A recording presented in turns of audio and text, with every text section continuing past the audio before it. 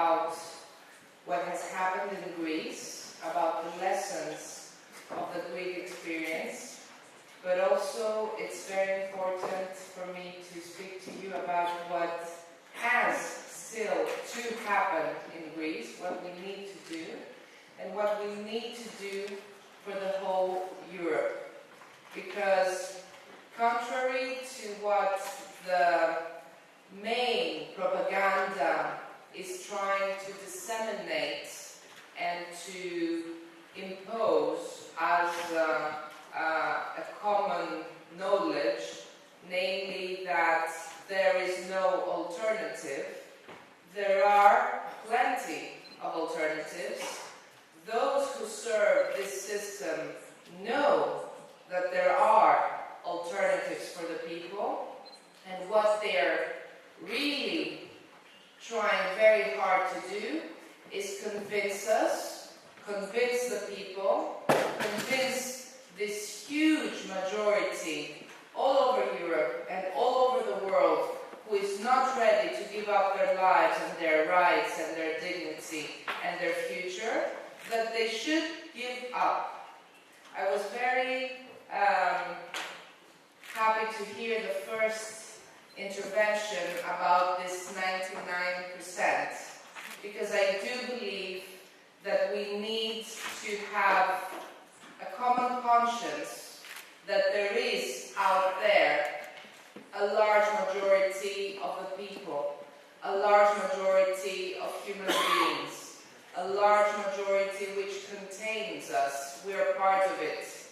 And this large majority still has not gained conscience of its power and of its duty to fight for our rights, for democracy, for freedom, for dignity, for social rights, for access to social goods, for access to the environment, for social prosperity. What I'm going to talk to you about is not just history. What I'm going to talk to you about is life, our lives. What I'm going to talk to you about is our future and how we are called upon to forge it.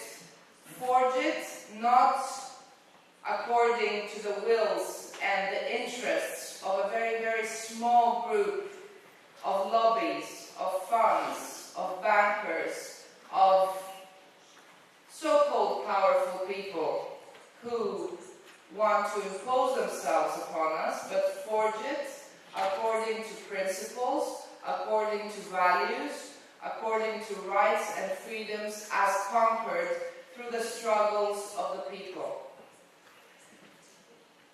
You know what a struggle means, and we all know what the struggles for labor rights have meant for humanity. We know that if blood was not poured, we know that if people had not given their lives and their health and their corporal integrity, we wouldn't have had the recognition of those fundamental labor rights that are now universal. And yet, what has been happening in Greece during the last 7 years is a very systematic and strategic dismantling of those rights which were conquered through struggles and through human sacrifices. What has been happening in Greece during the last 7 years and 1 month actually, ever since May 2010, is a very systematic tearing down of whatever constitutes an acquis of rights and liberties. And with it, tearing down of democracy and of freedom. I will be very brief in making a flashback, because I know you are probably totally familiar with the facts, but it's always good to remind what has happened to Greece. Well, in 2010, after a large period throughout which the Greek governments were telling the people that the Greek economy is one of the strongest in the world, that the Greek banking system is one of the more immune in any kind of crisis. Well, in 2010, the Greek people were told suddenly just the opposite, that their economy is about to sink like the Titanic, that the country is about to go bankrupt, that they have been living beyond their means, which is a total lie, as I will have the opportunity to explain, and that now they need to make efforts, make sacrifices, sacrifice themselves in order to save Greece's economy. And what was decided to be Greece's salvation, Greece's bailout, as it was called, was an agreement between the Greek government and the European Commission, the European Central Bank, and the International Monetary Fund. And this agreement was called the Memorandum. And it basically asked that policies in Greece be determined by those three actors, the European Commission, the European Central Bank, and the International Monetary Fund, that they would dictate what laws should pass in Greece, that they would ask what taxes should be imposed upon the Greek people, that they would say which assets, which public assets should be privatized, and this agreement would then mean that Greece would take some money to repay its debts. Back in 2009, the Greek debt was less than 120%. Right now, the Greek debt is more than 180% of the GDP.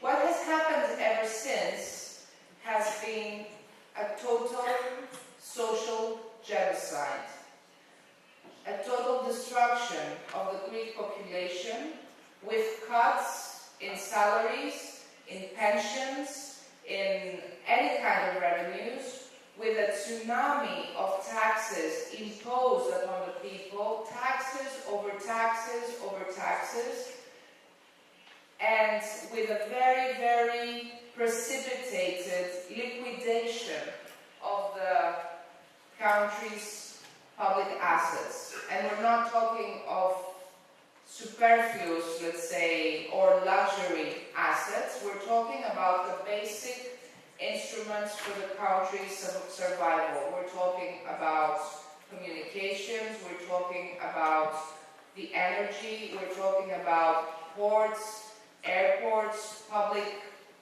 transportation, the public train company, anything which constitutes basic infrastructure for the country has been liquidated or sent for liquidation. The country and the people are facing misery. Around 30% of the population is jobless. We're talking about a 72% unemployment among young women and 60% unemployment among young men, and more than 300,000 people, based mainly scientists, but not only, emigrating because they could not find a job in Greece. More than 300,000 petty and medium enterprises have been shut down. People are being reported dying because they have been living without electricity for months or years, and we have had an explosion of suicides because of the conditions of life imposed upon the people. We're talking about a total deficit in medicine, cancer patients not having access to their medicine, one nurse for every 40 patients in public hospitals, and children having to follow school without books, without heat, children fainting at schools, and total deterioration of the conditions of life for the people. This is the direct result of the measures imposed on the Greek population through the memorandum. It is a total disaster, a total catastrophe, and I have said it ever since 2012, it is a crime against humanity. It is an attempt to destroy a population by imposing unviable conditions of life. What the people did against this situation is what all of us should do. The people revolted.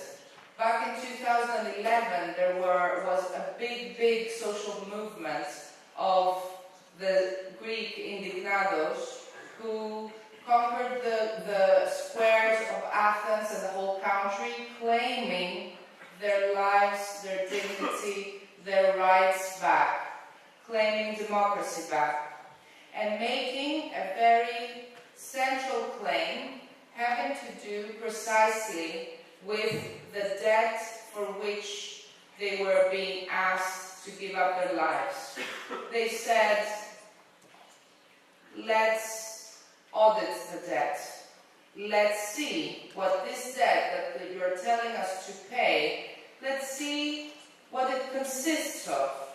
Let's see how it was created, how it was inflated, who is responsible for this debt. This was a very powerful social claim, and there was indeed a social committee to audit the debt. However, no government decided to audit the debt, and even when Syriza came to power, it was not the government who decided to audit the debt, it was the parliament. Actually, it was the president of the parliament, myself, as according to a special provision which permitted me to do this without any other prerequisite. And so for the first time in 2015, a commission to audit public debt, a commission to analyze and scrutinize how the debt was created in the soil of the European Union. And it's actually, up to now, the only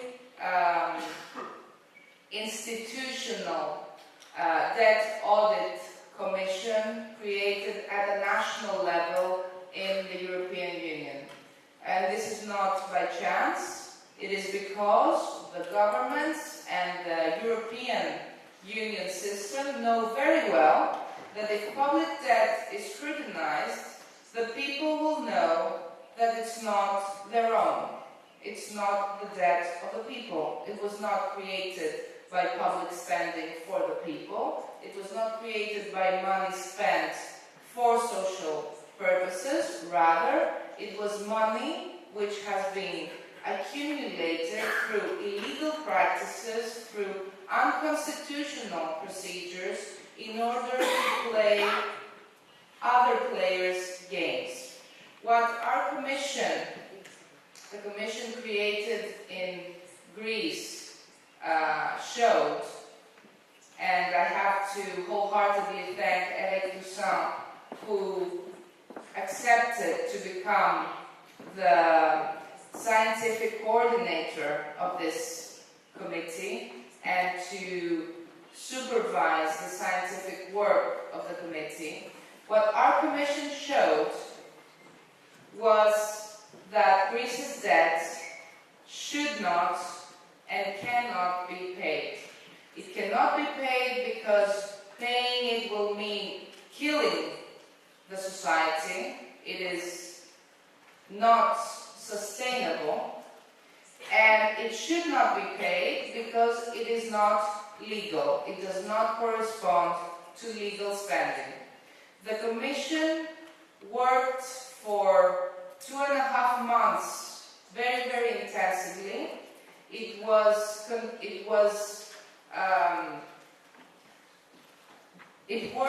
with the participation of both an international team and a national team.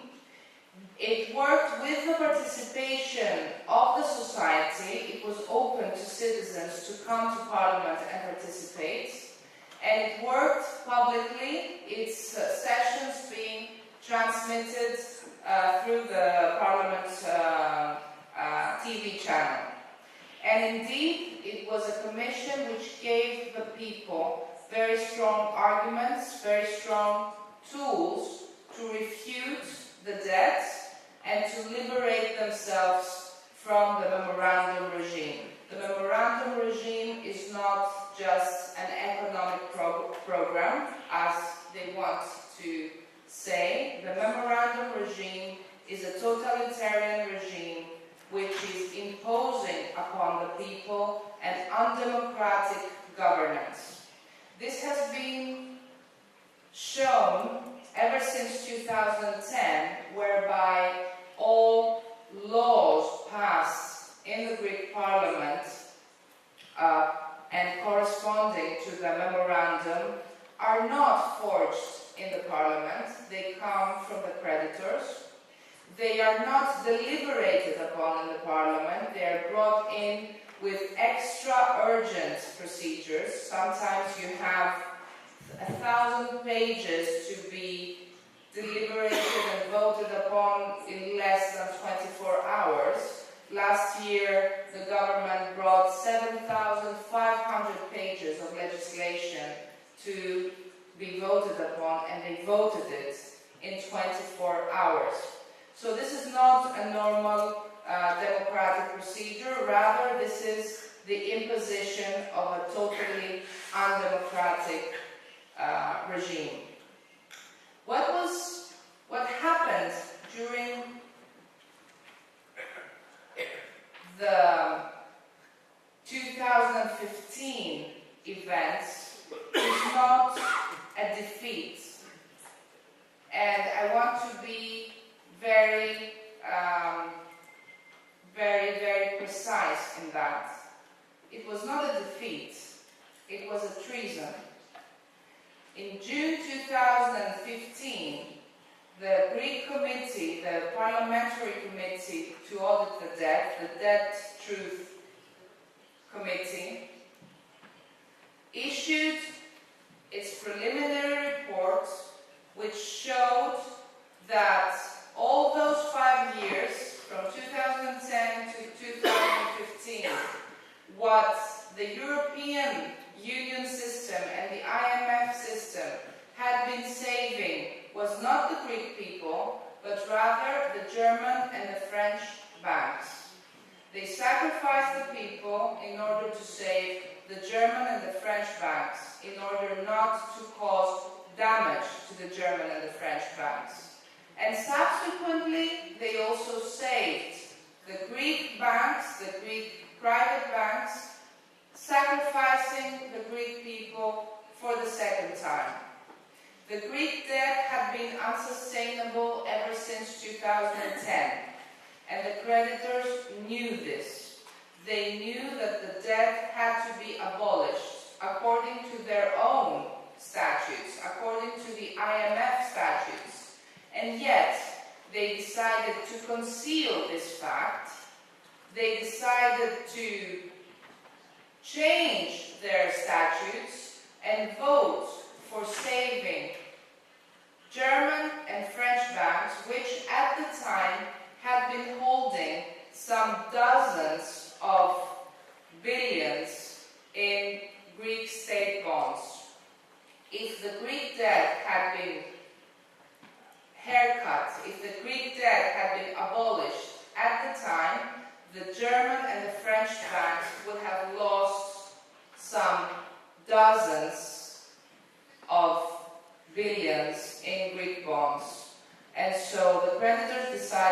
do this, but rather sacrifice the Greek people. In 2015, this was shown officially through a parliamentary committee report, through the Debt Truth Committee report. At the time, the creditors were asking for Greece to surrender even more public assets, give up more labor rights, give up more democratic procedures, and basically do as they say.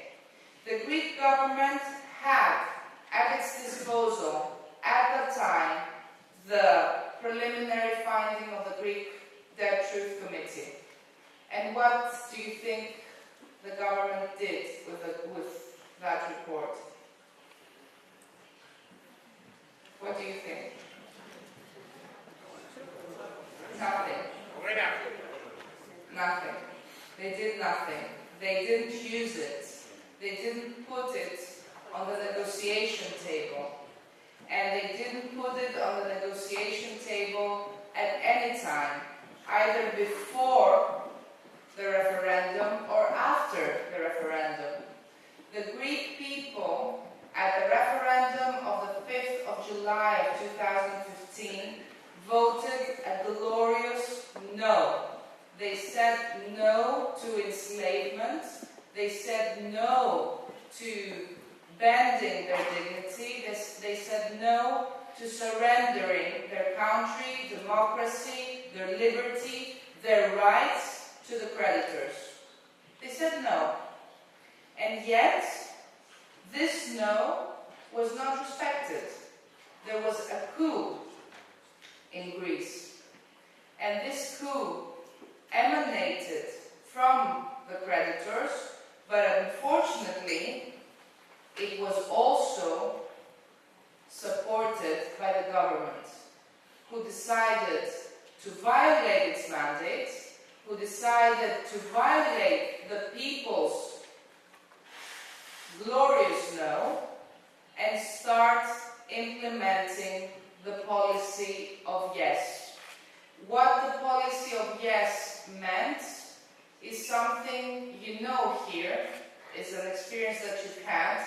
It's a procedure of facilitating, giving up people's homes for debt, giving up the country's banks for nothing, giving up the country's assets for nothing, and accepting to legislate whatever the creditors would ask for as long as they want. Back then, there was literature that was saying that, well, the debt issue will be discussed very soon. The first milestone was October 2015, then it was December 2015, then it was 2016 after the first evaluation, then it was November 2016, then it was 2017, and now they're talking about 2018. The truth is that back in 2015, the people were betrayed because the government accepted not to question the debt. They accepted not to question the memorandum regime. They accepted to surrender the people's liberties in order to remain in power for a little more. And they dismantled the parliament and they provoked unconstitutional elections in order to get rid of all of us, who were still saying that the people's no is valid and the people's no should be respected. Now, we're here 2 years after that, and I know there's a lot of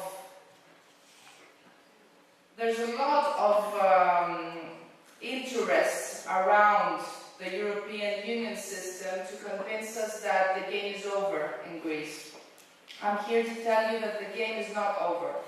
It's not over for Greece, and it's not over for Spain, it's not over for Portugal, it's not over for Cyprus, for Ireland, it's not over for Europe. But when I talk about this Europe, I'm not talking about the European Union. I'm talking about the people. I'm talking about the citizens who must now, more than ever, give the struggle and claim what is being deployed around Europe is a scheme to convince us that you're better off not struggling. You'll be better. You're better off not claiming because you'll be punished. You're better off not trying because you will fail. Well, this is not true. This is not true, and we need to do something about it. So what are the alternatives?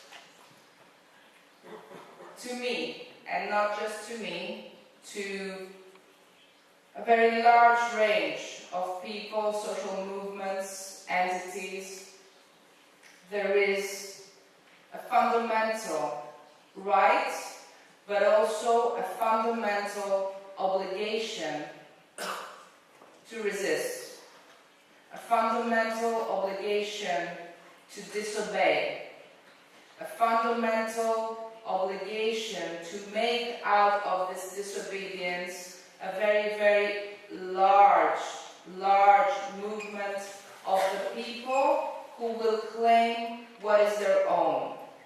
The countries do not belong to narrow interests. The countries do not belong to banks. Countries and the world belong to their people. And the people need to claim what is their own, because there is, at this point, a very harsh and very determined scheme from the other side to eliminate the people, to marginalize the people, and to proceed with policies irrespective of the people. What Eric Toussaint said in his speech about the European Union disrespecting the outcome of referenda all around Europe is very indicative of a political thesis which goes against democracy. It's the thesis which says that people don't matter. It's the thesis which says elections don't matter. It's the thesis which says we know better because we're technocrats and we will tell you how best you will live your life. Well, I think we're at the point where we need to revolt. We're at a point where we need to say that this is enough, that enough is enough. And I will give you 3 examples of disobedience. I don't know how much time I have. 3 examples of disobedience that we are participating in Greece. Last year I took the initiative together with people and movements to form a new party called the Course to Freedom. And with this party, but also outside this party, our main goal is to create a coalition for disobedience, a coalition which will tear down this new totalitarianism which constitutes the European Union and the European banking system. Because people's lives cannot be reigned by banks, people's lives cannot be reigned by fiscal or financial interests. People's lives should be reigned according to their lives, according to their rights, according to their liberties. Now, our first example of disobedience is what we did with the Truth Committee on Public Debt, because I don't know whether you would also imagine that, but it is true. The Greek government not only did nothing with the committee's report, But after the elections of September 2015, they decided to do something in order to get rid of the committee and of the report. And they issued a decree to say that was a President of Parliament decree saying that the committee's works are finished. And I guess we haven't had that, not even during the dictatorship. An institution finishing the scientific works of the committee before the committee has finished its works, because the committee had issued 2 preliminary reports, but was commencing the stage of its subsequent works. The committee decided to disobey. We decided that we would not respect the finishing of our works. And in March 2016, we met in Brussels, and we decided to continue the works of the committee, continue auditing the debt, continue scrutinizing the measures which are taken in order to repay the debt as an association. And we created the Debt Truth Committee as a citizens association with the same synthesis as our first committee, and also open to the people in order to participate. And indeed, we have had our first international meeting in Athens in November 2016. We have had a public event in April, and we're now preparing for our next meeting in Greece, probably in September 2017. Because the issue of the debt is an issue of the people. It's the people who are called upon to pay this illegal debt, and it's the people who have the right to question the debt and to refuse to pay the debt. And the people have with them the preliminary reports of the committee. The people also have to mobilize themselves in order for these reports to be used, whether the Greek government wants it or not, whether the European Central Bank or the European Commission wants it or not, whether the IMF wants it or not. A next stage of this disobedience is what we are preparing to launch, and this is a concrete disobedience to any measure connected to the debt. The Greek government should have annulled the debt. It should have refused to pay the debt, and yet it decided to bring more measures upon the people, and more measures upon the people, and more measures upon the people to repay the debt. The last measures were voted upon 5 days ago, and there's more to come for a debt which is now more unsustainable than ever. What we say is that since the government refuses to annul the debt, to refute the debt, it's the people who should do it. And the way to do it is by creating a large movement of disobedience, a large movement of refusal to pay any tax, any kind of contribution, any kind of measure connected and destined to repay this illegal debt.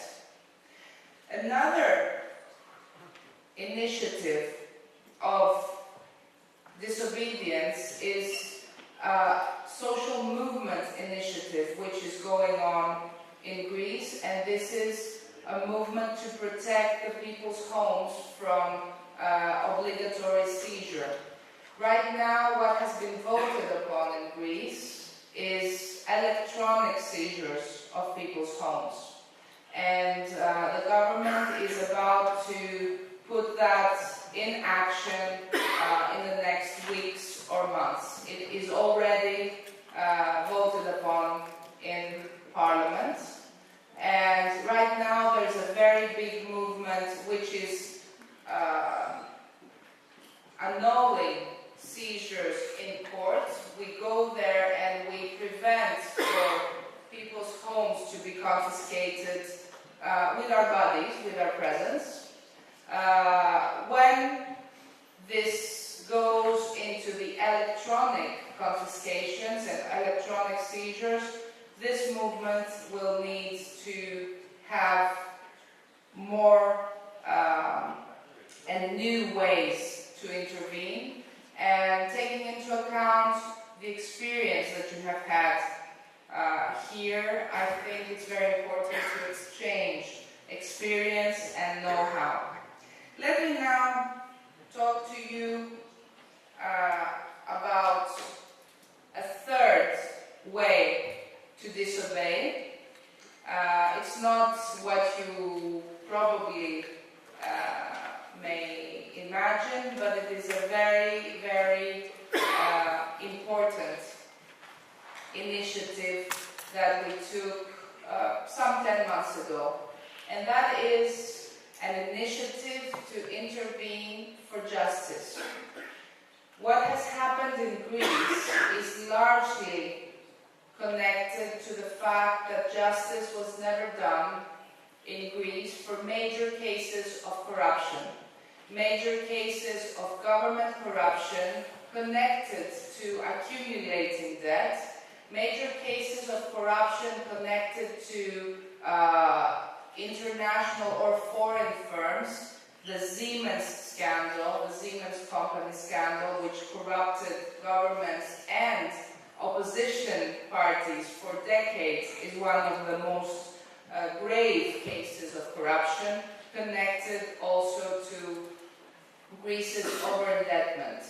But corruption also has other faces, other aspects, for which we decided to create an entity to intervene in justice and ask for what the government is not asking.